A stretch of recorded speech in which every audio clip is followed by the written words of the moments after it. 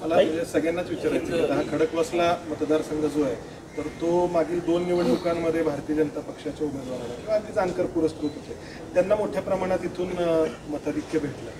आता मतदारांना तुम्ही सांगितल्यानंतर मतदारांची प्रतिक्रिया काय आहे? आता तुम्ही घड्याळाला मतदान करा.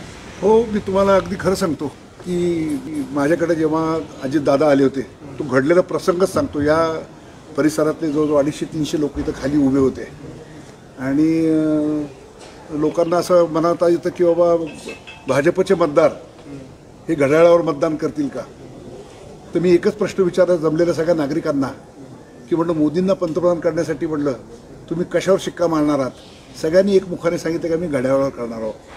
त्यामुळे जेव्हा अशी प्रकारची एक युती तयार होते तर तुम्हाला स्वाभाविकपणाने दिसतं की आपल्या युतीमध्ये असणाऱ्या जो कोणी उमेदवार असेल त्याला वोट ट्रान्सफर होतात. हा आत्तापर्यंतचा अनुभव आहे.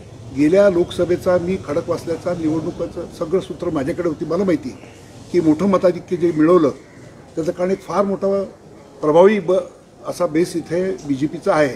तेव्हा निश्चित खात्रीपूर्वक सांगतो की हा BJPचा मतदाराचं वोट हे ट्रान्सफर होणार. हे महायुतीतल्या उमेदवार आमच्या सुनेत्राताई यांनाच त्यांच्या घड्याळावरती शिक्का मारणार याच्याबद्दल आम्ही निशंक आहोत. भारतीय जनता पक्ष आणि त्याच्या संलग्न म्हणजे संघटना ज्या आहेत तर वारंवार वेगवेगळे सर्वे केले जातात. तर असे सर्वे या मतदारसंघातलं आज निवडणूक झाली तर मताधिक्य किती दाखवत आहेत, काय म्हणजे कुठल्या विषयात? नाही, मला आत्ता अशा कोणत्याही सर्वेची कल्पना नाही आहे. पण मला जो काय कल्पना आहे साधारणपणाने त्याच्यावरून मी जे आत्ता बोललो, मी साधारणपणाने सहसा फारसं बोलत नाही. आपल्या लोकांना माहिती असेल मी ज्या खात्रीने सांगतो आहे की खडकवासल्यामधून 1 लाखाहून अधिक मताधिक्य मिळेल त्याच्यामागं काही गणित आहे. की BJP जशी एक अगदी सशक्त इथं आहे तसंच राष्ट्रवादीचं देखील ताकदीचं काम या मतदारसंघात आहे.